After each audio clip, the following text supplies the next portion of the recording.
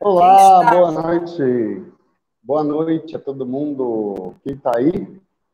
Tem gente chegando já? Boa noite, sejam bem-vindos a mais uma live do Museu de Arte Sacra de Mato Grosso. Para quem não sabe, meu nome é João Batista. Eu sou gerente do educativo do Museu de Arte Sacra. E, em função da pandemia, a gente está desenvolvendo... Espera só um pouquinho, deixa eu tirar aqui esse volume. Em função da pandemia, nós estamos fazendo esses trabalhos, esse trabalho aqui, né, pelas redes, para continuar atendendo a população mato-grossense, agora muito mais amplo, né, atingindo aí outros estados, e a gente fica feliz de poder estar fazendo esse trabalho. O Museu de Arte Sacra é um aparelho do governo do estado de Mato Grosso, uma das unidades museológicas da CECEL, Secretaria de Estado de Cultura, Esporte e Lazer do estado de Mato Grosso, que é administrado por termo de parceria pela organização social Ação Cultural.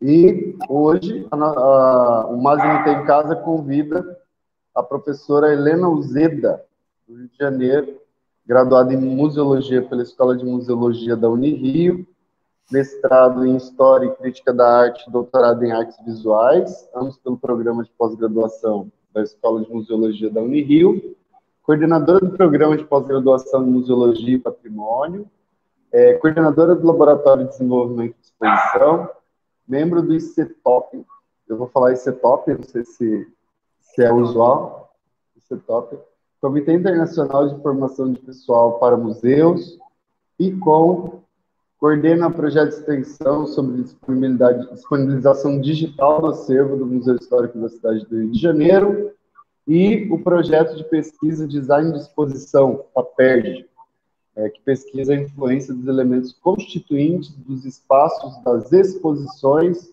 na percepção da narrativa e do acervo. O tema de hoje que ela trouxe para a gente é a Escola de Museologia e o Programa de Pós-Graduação em Museologia e Patrimônio da Unirio, reflexões sobre teoria e prática. Professora Helena, seja muito bem-vinda, muito obrigado por ter aceito o convite. Boa noite, a gente se sente honrado com a sua presença e com esse aceite. Quero agradecer muito tanto ao Museu de Arte Sacra de Mato Grosso. É um prazer muito grande a gente poder divulgar um pouquinho do que a gente faz dentro da universidade, né? É um trabalho muito desgastante, mas muito gratificante, trabalhar com essa juventude toda que vem cheia das ideias, né? E na realidade, eu vou contar um pouquinho da história da Escola de Museologia, que no Rio de Janeiro a gente já tem uma tradição de mais de 80 anos, né? Ensino de museologia, e a pós-graduação também, que nós trabalhamos juntos, né? Eu sou coordenadora do programa de pós-graduação, nós temos curso de mestrado e doutorado em patrimônio, e sou coordenadora do LADEX, que é responsável pelo desenvolvimento das exposições curriculares. Todo aluno, quando faz a escola de museologia, ele, no 7º período, ele participa da montagem de uma exposição, do planejamento e da montagem. Eu trouxe umas imagens, porque como eu sou da parte de artes visuais, eu não consigo falar sem mostrar as coisas. Então, eu vou dividir aqui para começar a contar um pouquinho dessa história. Vamos lá.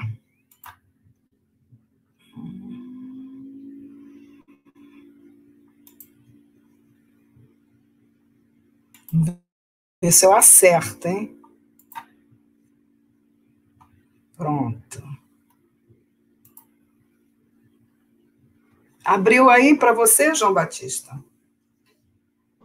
Abriu sim, dá para ver, tranquilo. Pessoal aí de casa, se tiver algum problema, só avisar a gente aqui pelos comentários que a gente está atento, beleza? Tudo bem? Então, vamos lá. Em 1922, houve aqui no Rio de Janeiro uma exposição internacional comemorativa do centenário da independência do Brasil.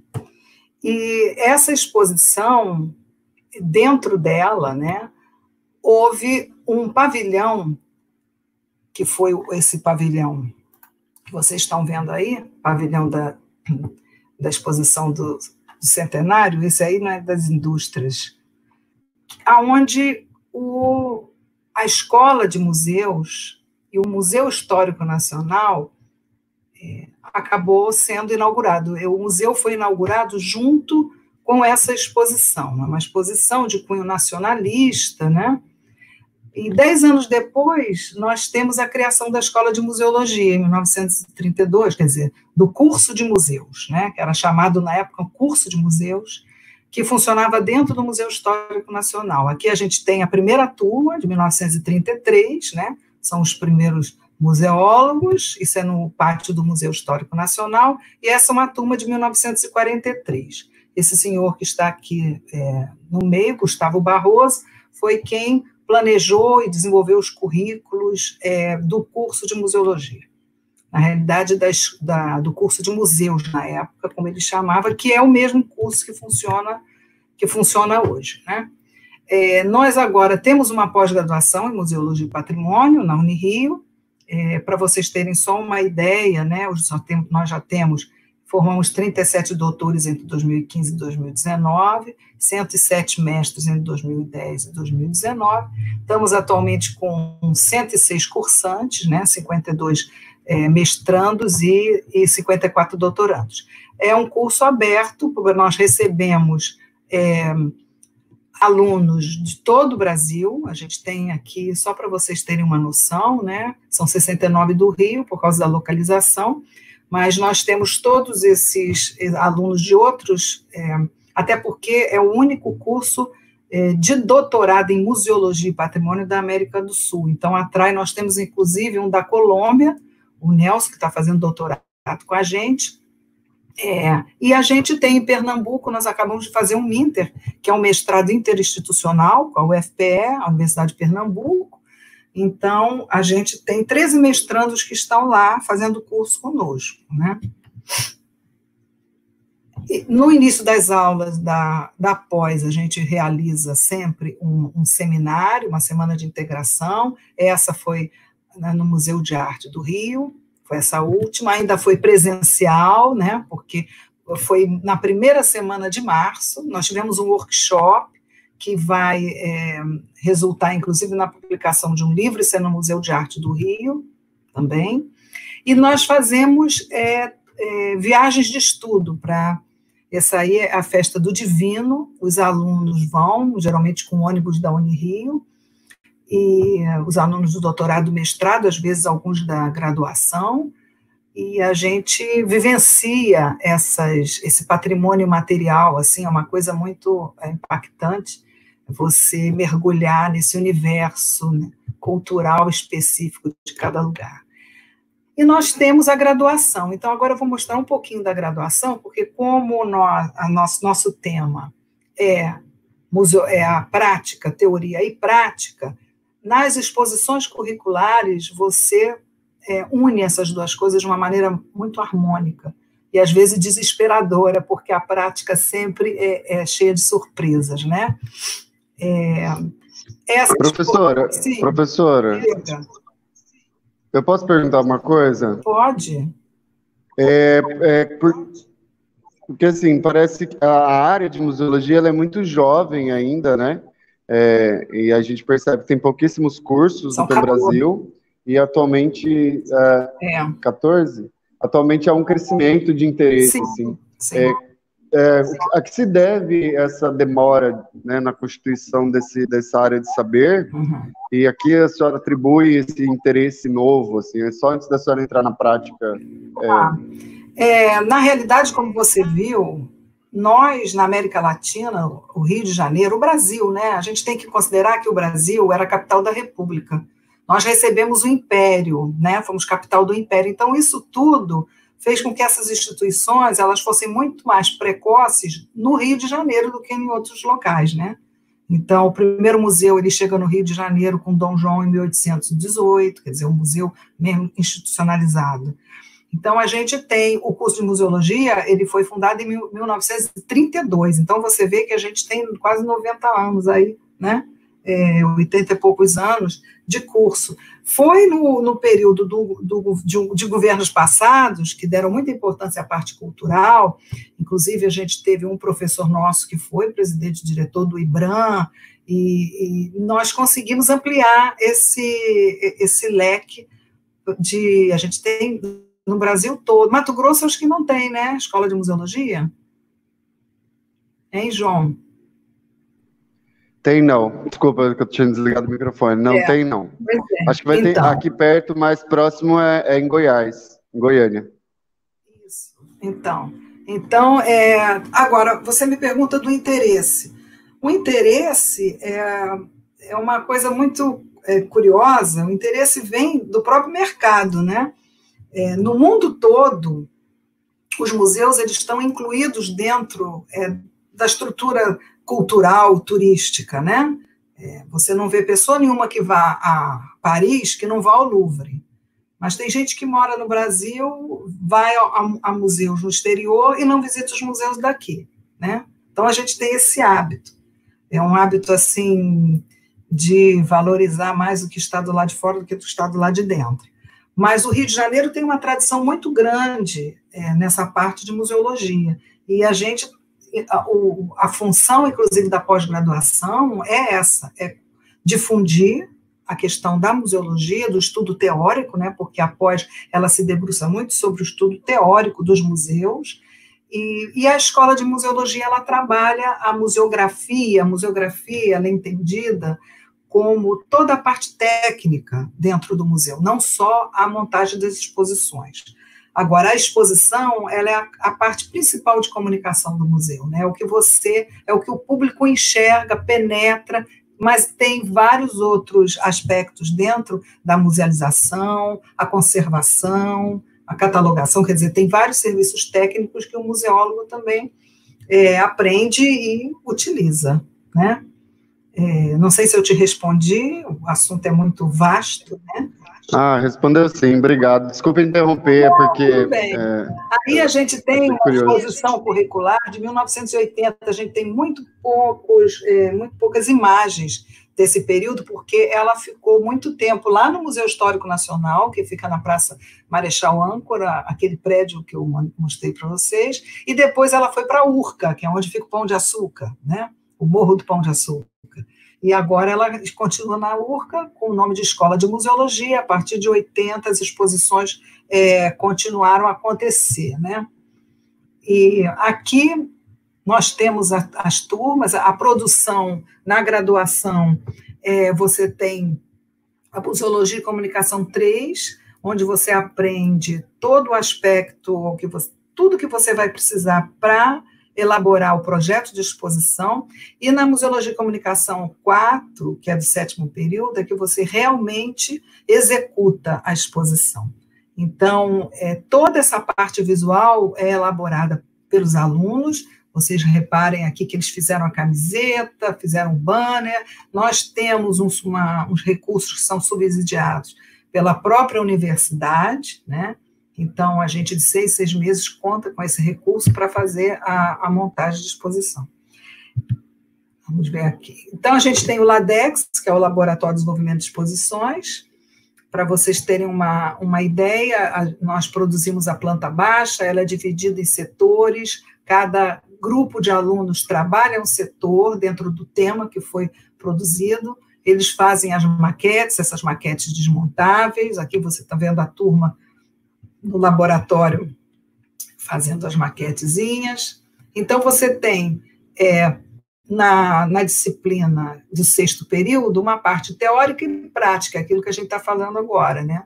Você trabalha o espaço, a forma, o acervo, a iluminação, a cor, isso tudo em função da narrativa que você vai apresentar e do tema da exposição, né? Então, todos esses elementos eles ajudam a que você transmita o que você pretende para o público que vai visitar, né? Eu tenho a professora Júlia Moraes, né, e o professor Anaildo Barassal também, que trabalha a parte de textos. Nós trabalhamos assim em grupo. Nessa aí é só eu e Júlia, na próxima é que o professor Anaildo, ele também participa. Então, nas exposições, a gente também trabalha a maquete digital, para o aluno ter uma noção do espaço, porque tem toda uma técnica que envolve, né, que nem sempre a pessoa percebe quando vai numa exposição.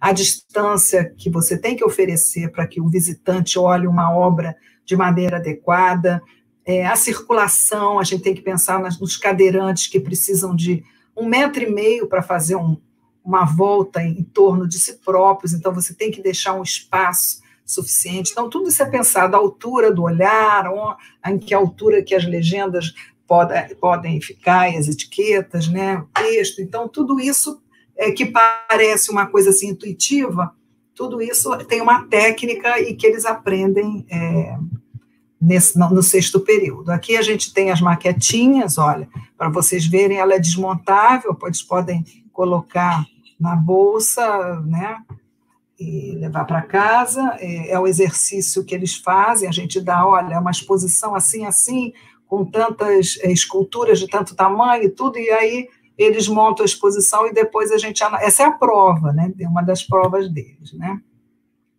Aqui no 7º período é que você vai realmente executar a exposição. Então, a gente tem também aí no LaDeX, se faz toda a arte final, todas essas, o que a gente chama de recorte eletrônico, são essas letrinhas que ficam presas, recortadas na parede, é tudo feito no programa, no CorelDRAW, nos computadores. Então, eles têm uma possibilidade, eu acho interessante, eles sabem todo o processo de desenvolvimento da exposição. Nem todos vão trabalhar diretamente com essa parte de expografia, mas saber passo a passo é muito importante, dá muita segurança na hora de conversar com o designer ou na hora de conversar com o arquiteto, que a gente sabe que nos museus são várias, a gente tem a museografia, ela é transdisciplinar, né? Ela perpassa várias áreas de conhecimento, então isso dá uma segurança muito grande para os alunos, e eles gostam muito, eles vibram. Isso aí foi a exposição de 2017-1, Cine Terror, Não Tenha Medo do Escuro. Eles escolhem um tema, eles escolhem o título, até para o título também tem uma tecnologia, a gente tem autores que trabalham com isso, então como utilizar para chamar atenção, para ser, né, Aqui eles estão na parte da montagem, essa parte foi só sobre cinema, né, cinema de terror, que eles contam toda a história, então eles decidiram colocar essas caixinhas aqui, quando você abria o filme, dentro tinha um texto que contava uma curiosidade sobre aquele filme, né? Isso tudo eles vão tendo as ideias, aqui eles escolheram, inclusive, o tipo de cor, que tem muita relação com o cinema, resolveram pintar de escuro, né, para dar aquela noção do filme. Essa aqui foi a exposição de 2016, No Teu Corpo Feito Tatuagem, foi uma exposição sobre tatuagem, que começa no Oz, há 5.000 anos atrás, aquele corpo congelado que foi descoberto, que tinha uma tatuagem, né, e chega até as tatuagens do Japão. Eles contam, a narrativa é muito interessante, né, que a tatuagem ela levou muito tempo, que havia um preconceito contra ela, que era coisa de marinheiro, né, e aí conta como que os marinheiros pegaram dos japoneses através das grandes navegações e acabaram, e depois como que a tatuagem se tornou uma coisa socialmente aceita e depois até, né, uma coisa generalizada. Então, a narrativa tenta sempre, né, atualizar o tema. Aqui eles pintando diretamente na parede, né, e aí depois, já na finalização, a iluminação muito importante, essa iluminação dramática, que é com lâmpadas focalizadas, eles estudam essa parte de iluminação, a lâmpada PAR 38, a R111, eles sabem exatamente o que eles precisam colocar e quando. Agora a nova LED, né, que está melhorando a qualidade, o índice de rendimento de cor, e é muito importante porque ela gasta pouca energia e ela não esquenta, não atrai inseto, e também você pode colocar ela em locais que, caso aconteça um acidente, um visitante esbarre, alguma coisa assim, ele não vai se queimar. É uma nova tecnologia. Aqui é na abertura, toda abertura de exposição, eles organizam um seminário, eles trazem, convidam pessoas da área importante, um acadêmico, uma pessoa da sociedade normal, comunidade, inclusive, e tem um debate. Aqui nós temos o reitor da universidade, o decano, o diretor da museologia, quer dizer, e mais os outros convidados. Isso tudo mostra que como a gente consegue botar a Escola de Museologia como um evento importante já inserido dentro do calendário da universidade, né? Aqui a preparação 2017, liberdade de ser, diversidade de gênero e orientação sexual, ali não ficou, que foi muito interessante. Eles optaram pelas cores do arco-íris, né, que tem tudo a ver com o tema. Aqui eles colocaram uma galeria de pessoas famosas, importantes, cientistas, que foram perseguidos por causa da orientação sexual. Foi uma exposição muito, muito interessante. Esse aqui foi Subúrbio, né? Subúrbio, um jeito de ser carioca, que conta sobre o subúrbio do Rio de Janeiro. Isso aqui encolheu, mas dá para vocês verem. Aqui eles resolveram fazer que é muito típico aqui do subúrbio, aqueles... Ai, meu Deus, eu esqueci o nome, me fugiu. Que tem no meio das praças, onde a bandinha tocava, né? Então, eles colocavam aqui todos... Coreto.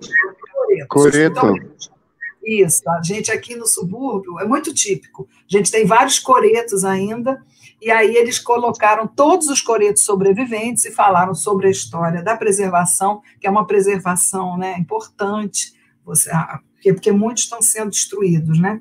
Eles decidiram falar sobre alimentação, sobre a quentinha, então eles fizeram uma instalação com quentinhas, onde você tem a imagem e a legenda do tipo de alimentação e como isso se desenvolveu no subúrbio, né? De trabalhar vendendo quentinha, dessa história. Eles trabalham muito assim, a memória e a parte... Nos seminários, esse foi um seminário sobre Feira Livre, foi uma outra exposição. Essa não deu tempo de eu colocar o slide, mas sempre é muito concorrida. E aí eles disseram, não vamos botar flores, não, porque o professor Ivan, que é o Ivan Coelho de Sá, que é um especialista na memória da museologia, ele tem um museu sobre a museologia lá dentro da universidade, com flâmulas e cadernos de professores, desde aquela época, né, do início, e ele sempre compra um arranjo de flores para botar na abertura, e disseram, não, a gente vai botar como se fosse uma feira, e fizeram aquele arranjo ali. Então, é interessante porque a criatividade, né, é sempre... E eles adoram, né? É um rito de passagem, a montagem da exposição é um rito de passagem. Aqui a gente tem as ações educativas, são as crianças da escola pública que são levadas para... Essa exposição foi Eu Brinco, Tu Brinca, Nós Brincamos, que foi sobre brinquedos, também foi muito concorrida essa exposição. Não, essa daqui foi sobre religiosidade. Essa aqui é que foi Eu Brinco, Tu Brinca, então as crianças eram de uma faixa menor, né? Gostaram muito, tinha amarelinha, tinha... Então, é uma maneira de você desenvolver... Aqui é um panorama, porque esse material também é fabricado por eles, né? Então, todas as exposições tiveram a sua arte, né? Final, aqui, hoje é dia de feira, Religare, deu tilt nos 80... Posso fazer uma pergunta? No currículo do educativo... Oi? No currículo do educativo, os estudantes têm acesso a estudos de psicologia da educação, essas coisas? Tem, a gente tem há uma certa dificuldade, por exemplo, pensar públicos diferentes. Isso, a gente tem... Às vezes, há uma diferença entre atender adolescentes e atender os pequenininhos. Não, a diferença, inclusive, de atender adolescentes da escola pública de adolescentes da escola particular. Os da escola pública são uma delícia, entendeu? Os da escola particular, às vezes, a gente tem problemas. Eles não obedecem, entendeu? É difícil, não obedece, às vezes, nem a professora. Então, a gente tem uma disciplina, que é a Museologia 6, a professora Andréa Costa, ela trabalha também no educativo do Museu Nacional, quer dizer, trabalhava, né, o Museu Nacional que pegou fogo. E a gente tem um tipo de público para cada exposição, porque, naturalmente, o que a gente orienta é que o público a gente deve fazer para agradar a todos os estratos de público, né? Não pode ter uma exposição que uma pessoa bem mais velha entre e não se identifique, ou uma criança também não consiga. Então, você tenta modular, né? Tem sempre alguma coisa para alguma faixa de idade ou para alguma faixa de conhecimento, sempre. Inclusive, a gente trabalha muito com os terceirizados, a gente tem os terceirizados da limpeza e os terceirizados da segurança, a gente gosta muito deles, inclusive nos ajudam muito, né? Então, a gente sempre modula para que a exposição não fique assim muito complexa ou erudita demais, entendeu? E os próprios alunos, eles trabalham em cima disso. A comunicação, hoje em dia, é uma comunicação mais direta, né?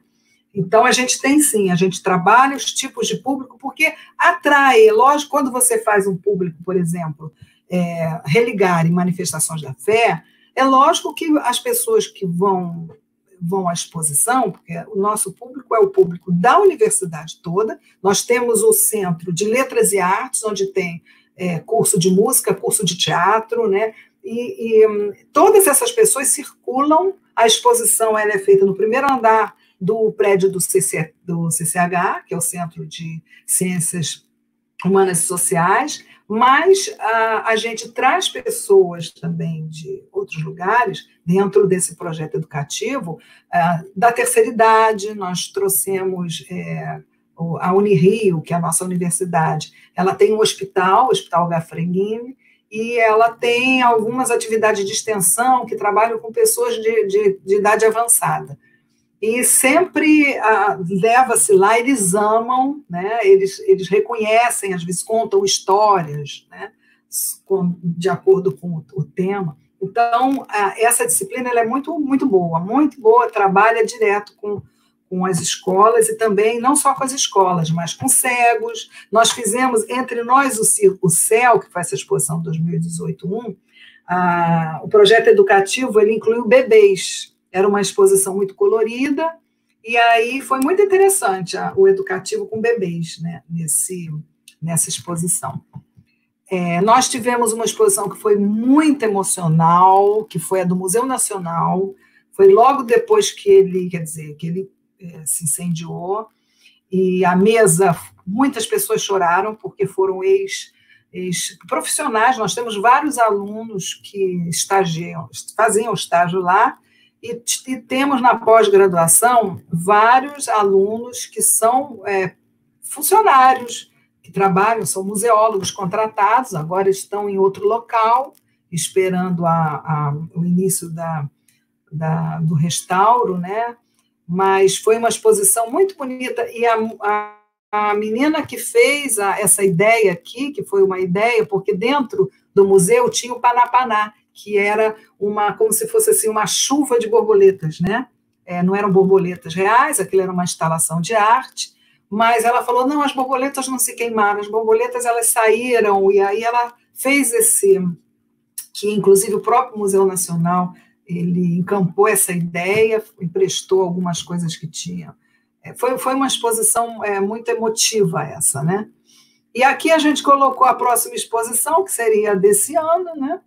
Seria agora no final de junho, mas com a questão da pandemia, a graduação está sem aulas presenciais e chegamos a pensar em fazer exposição virtual, né? Eu fiz a proposta, abri uma sala no Google, sala de aula para eles, tanto para Museologia e Comunicação 3 quanto para 4, mas não, a gente quer montar a exposição, eu sonho em montar a exposição, então vamos ver como vão ficar, né? Então, nesses 40 anos de exposições curriculares, né, que desde 1978 até 2019, antes de 78, houve algumas exposições, mas elas não faziam parte do currículo. Foram os próprios alunos e professores que resolveram, né, fazer. A gente tem várias, o turno integral e tem também o turno noturno agora. Muita coisa, né, não vale a pena passar, que vocês não vão conseguir também ler tudo, mas essas exposições, elas trazem um retorno muito grande à família. É um momento em que a família... Eu vou tirar daqui... Espera aí, como é que a gente faz? Agora é a hora, né? A gente nunca sabe como vai responder, a tecnologia vai responder. Mas é interessante porque as famílias, elas vão, né? Nessa abertura, as famílias vão, participam, assistem o seminário, que é muito concorrido. Depois, os próprios alunos, eles fazem um coquetelzinho, né? Eles fazem rifa, vendem camiseta, e eles fazem um coquetel temático. Na Feira Livre foi caldo de cana com pastel, né? Que é muito típico aqui. Então, assim, eles participam, é um momento onde você sente que eles entendem, né, o que é o grupo, o que é trabalhar em grupo, porque não é fácil, a gente às vezes tem brigas, discussões, mas o crescimento, tanto o crescimento de competência profissional é grande, mas também o crescimento pessoal, né, de aprender a trabalhar em grupo, de aprender a ceder em certos momentos. Então, eu sou apaixonada pelas exposições curriculares, e o meu projeto é grudado no design de exposições, tem nossos bolsistas, e é isso. Quem quiser também tentar, o nosso processo seletivo para mestrado e doutorado deve abrir agora em agosto, né? Nós temos a página da Museologia e Patrimônio, é só botar Museologia e Patrimônio Unirio, programa de pós-graduação, que vocês nos encontram lá. Obrigada. Legal. Professora, já tem pergunta aqui. Calma que não acabou. Está me ouvindo bem? Estou ouvindo bem. Está me ouvindo bem? O Rui Perdigão perguntou, a gente falou sobre mais ou menos esse tema, mas sobre como levar museus a comunidades onde a vida não lhes permite fazer turismo, ou seja, pessoas que não têm tempo, né? Como a gente pode fazer o museu se tornar um espaço acessível e acolhedor. Porque eu tenho a impressão, no geral, acho que reforçando um pouco o que ele está falando, os espaços museológicos, eles são um pouco elitistas, né? E eles assustam um pouco as pessoas... Eu discordo um pouco. Eu acho que não é ser elitista.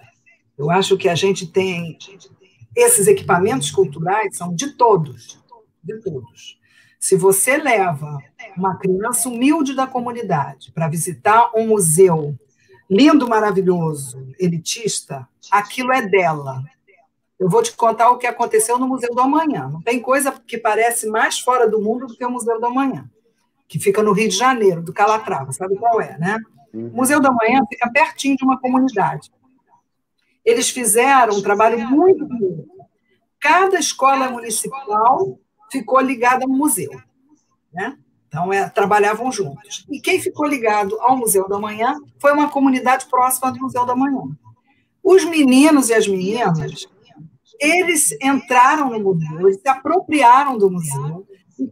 E tem um trabalho que é entre nós, entre museus. Foi um projeto muito bonito que o Museu da Manhã fez com as comunidades. Cada um tinha a sua camisetinha laranja. E eles levavam a camiseta dentro da mochila. Quando acabava a aula, eles vestiam a camiseta e iam para o museu. E se familiarizaram tanto com as pessoas do museu que alguns se faziam de guias. E o aniversário de uns era comemorado dentro do museu com os próprios mediadores da área educativa. E o museu era deles, entendeu? Então, eu não sei, teve uma professora indiana que veio para cá, e a gente no Rio de Janeiro tem um museu de favela, né? A gente tem museus na favela, contando a história da favela. E aí ela falou assim, Mas vem cá, mas por que tem que ter um museu de favela? O pessoal que mora na favela não vai nos museus da cidade? Quer dizer, aí a gente pensou, será que com isso você não estaria reafirmando uma separação? Né? E é interessante que tem muita gente da cidade que vai visitar o museu de favela, talvez mais do que o contrário. Né? Então, na realidade, o problema do Brasil é que nós estamos num empobrecimento muito grande. As escolas primárias, elas têm um papel fundamental dentro dessa educação patrimonial, educação para a memória da própria família, valorizar a própria família do aluno. Meu filho, Jorginho, quem foi seu avô? Você tem algum objeto do seu avô para trazer aqui para a gente conversar? Quer dizer, valorizar a história da própria família, porque isso é memória, né? Esse trabalho é para ser feito. No Museu Nacional, ele tinha, há muito tempo já tem, que são os museus itinerantes. Então, eles tinham uma espécie de mala que abria, e ali dentro tinha as pedras, tinha os animais do mar, e a mediadora ia de escola em escola. Quer dizer, isso é super possível de fazer. Entendeu? Isso é uma questão de política, né? Política escolar, política educativa, e tem que ter um patrocínio por trás, porque tudo custa dinheiro, né, Dona?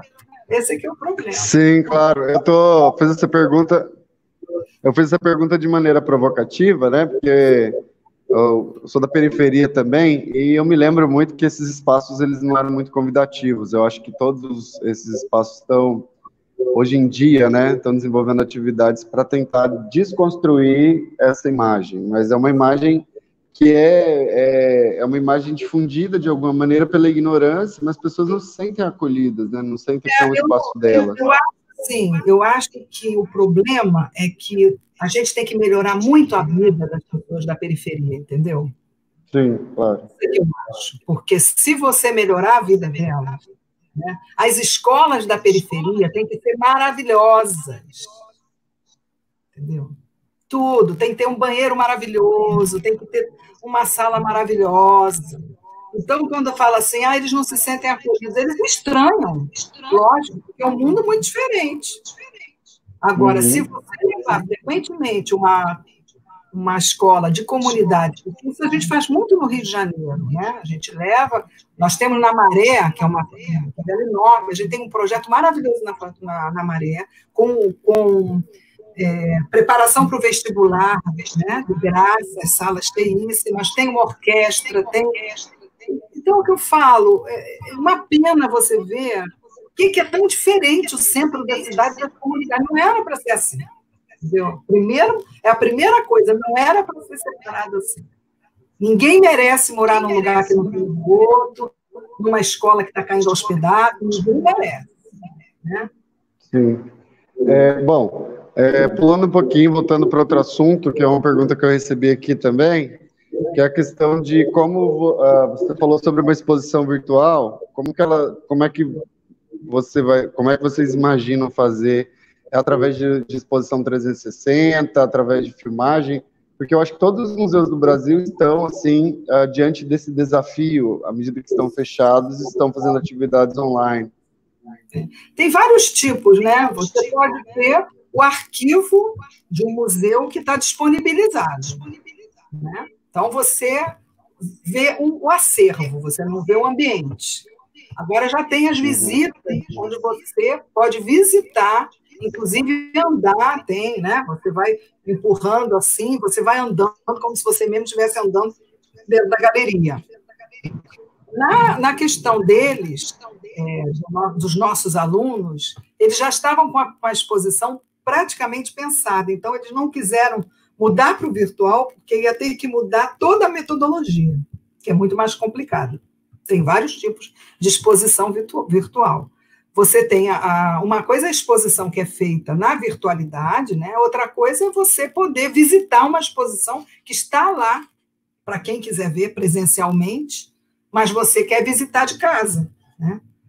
Eu acho, nós tivemos o próprio ICOM, ele fez, que é o Conselho Internacional de Museologia, ele fez um debate e a professora Gayle Lord, que é especialista em exposição, ela estava comentando que a pandemia, ela precipitou uma série de atividades virtuais que talvez fossem ocorrer daqui a 10, 15 anos e que todo mundo trouxe de repente, né?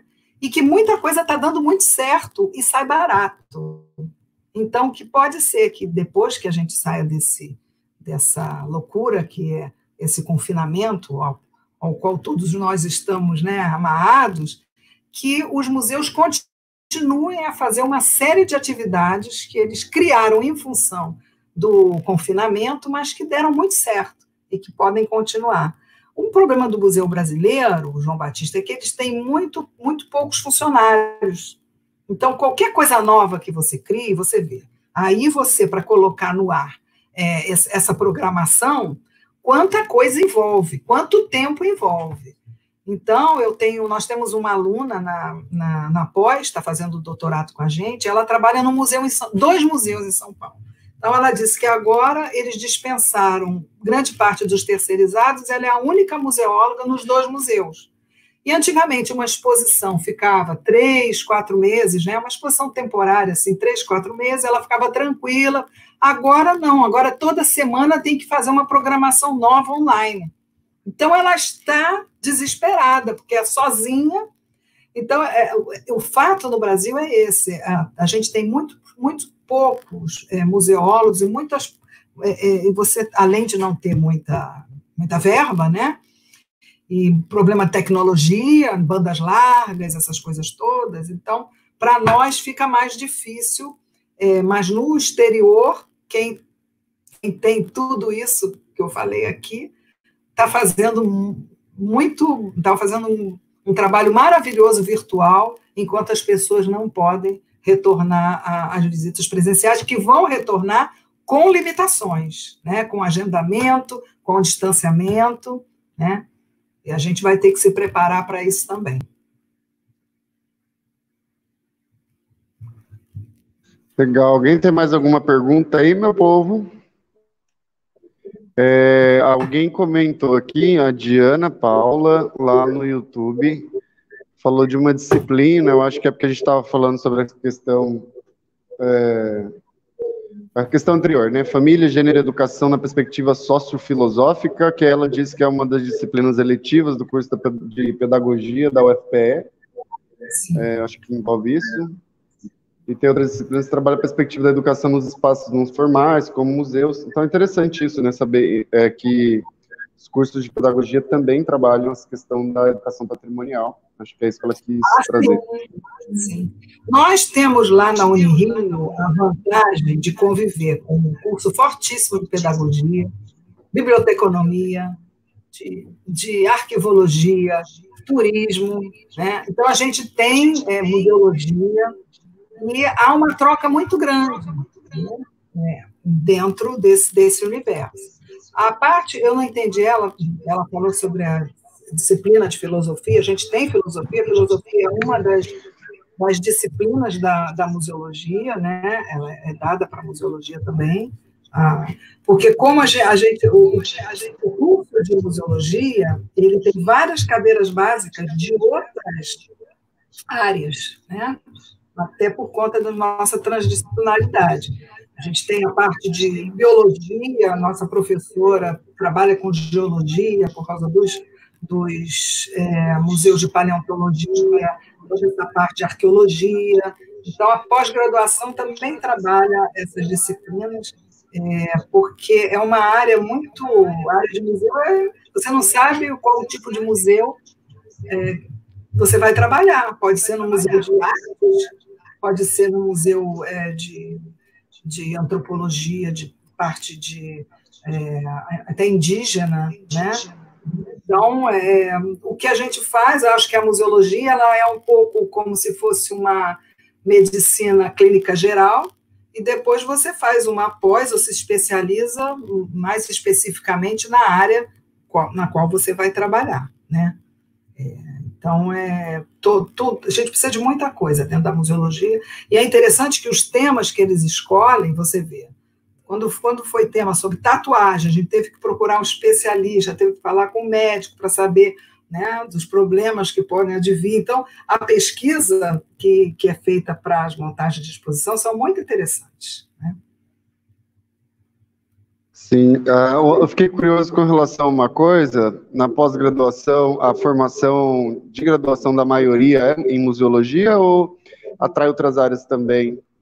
Atrai outras áreas. Agora, a gente tem muitos graduados em museologia pela própria proximidade da escola, né?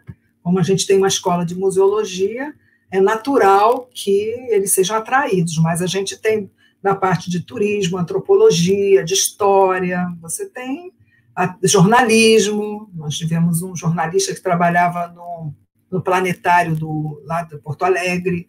É lógico que para quem já é museólogo, as disciplinas básicas, ele já conviveu com aquilo tudo, com parte, né, daquilo na escola de museologia. Quem vem das outras áreas, mas é só estudar um pouquinho as disciplinas obrigatórias dentro da pós-graduação que você equaliza o conhecimento e dá conta de prosseguir, né? Legal. Eu adorei a conversa. Eu fiquei bastante surpreso, assim, quando eu vi o tema. Eu achei que fosse ser um pouquinho mais específico e tal. Apesar de achar o tema da museologia interessante, confesso que eu fiquei assim, né? E eu fiquei bastante feliz com a conversa. Gostei bastante, achei muito interessante, muito instrutiva. Museologia é apaixonante mesmo. Sim, apaixonante. E eu não sou formado em museologia, né? Eu trabalho no educativo, mas sou formado em filosofia, né? Estudo por conta própria questões relativas para exercer, né? Executar o trabalho. E estou aprendendo a gostar cada vez mais aí desse universo e foi bastante importante para mim hoje te ouvir a senhora aí falando sobre essas questões. É uma coisa que a gente não trabalha muito no Brasil, principalmente com as crianças, é a memória e o patrimônio. Você gostar do seu bairro, você saber a história do seu bairro, das pessoas importantes do seu bairro.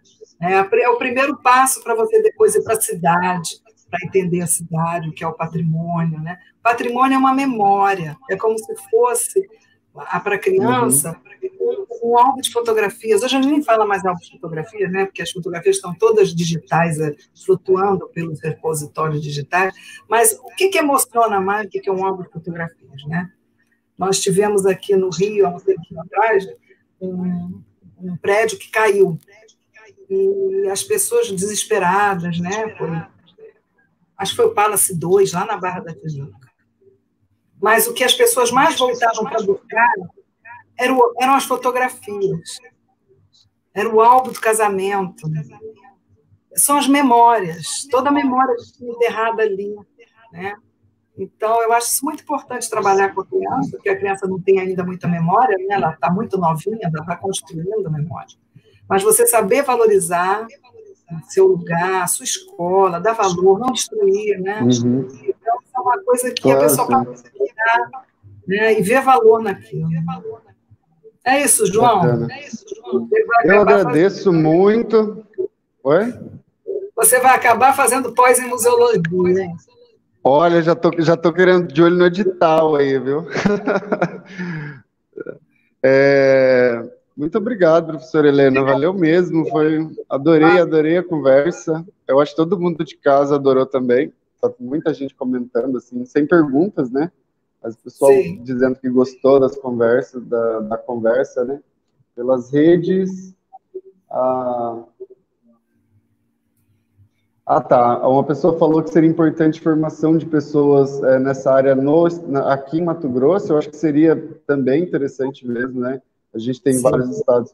Eu fico curioso para saber por que algumas universidades não investem nessas áreas. Aqui em Mato Grosso, por exemplo, a gente tem um número enorme de etnias indígenas, não temos um curso de graduação em antropologia, nem arqueologia. E a gente tem, por exemplo, os potenciais museológicos, né? E não tem curso de museologia. Eu fico curioso com relação a esse... No Rio de Janeiro, o nosso curso ele tem uma parceria com o Museu de Astronomia e Ciências Afins. E tem uma linha que estuda astrologia indígena. Olha que legal. É muito interessante.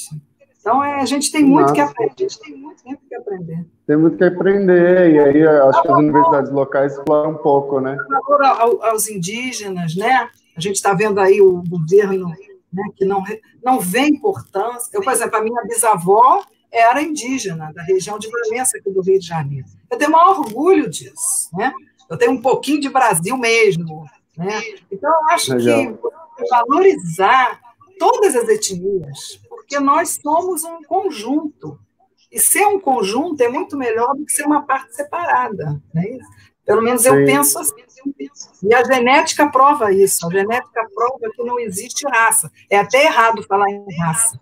A raça é humana. Sim. Existe uma variedade enorme de etnias aí, cada uma coopera com um lado, né, para formar esse conjunto, e a gente tem que trabalhar, a gente tem que valorizar isso, acho que é o nosso patrimônio maior, que aqui, infelizmente, tem pessoas que não pensam assim, né? Sim.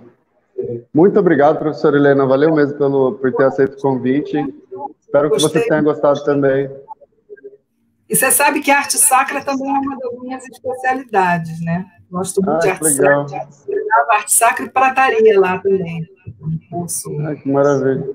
Gosto muito. O Brasil é muito lindo. Vamos, depois que acabar a pandemia, marcar aí alguma atividade aqui. A gente tem para realizar um encontro de museus, tem um evento aí acadêmico para realizar.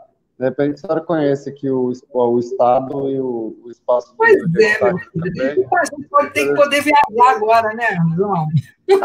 Vamos esperar passar a pandemia, vamos falar sobre...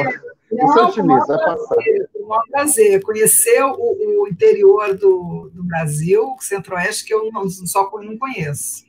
Tem que conhecer. Legal. Então, vamos deixar isso anotado aqui. Tá bom. Sem passar esse pesadelo. Meus parabéns aí por essa atividade, que é muito importante, acalenta muito os corações de quem está solitário em casa. Maravilha, muito obrigado, valeu. Gente, valeu quem perguntou aí, quem mandou perguntas, quem participou, quem ficou aqui o tempo todo. Muito obrigado, tá, pela participação. E até amanhã, até quinta-feira. Quinta-feira nós vamos ter uma outra live e meu Deus, que pecado, eu esqueci de olhar o nome. Eu lembro que sexta é o Renato.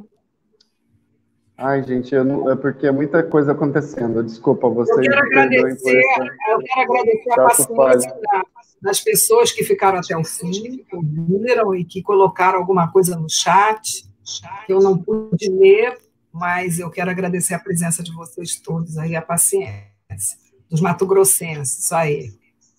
Tem gente do Brasil inteiro, professora. Tem gente de Pernambuco, tem gente que eu acho que foi seu aluno, tem muita gente. Deve ter. Renato é lá do programa de graduação, né? Está defendendo agora o doutorado dele. Ai, meu Deus, cadê aqui? Eu tô tentando achar o nome. Você tem que dizer agora na próxima vez, não é isso? Vê como é que é difícil a gente fazer evento. É super. Fazer ao vivo é a vida, né? Tipo, tá, achei. José do Nascimento Alencar, desculpa, José. Olha que pecado.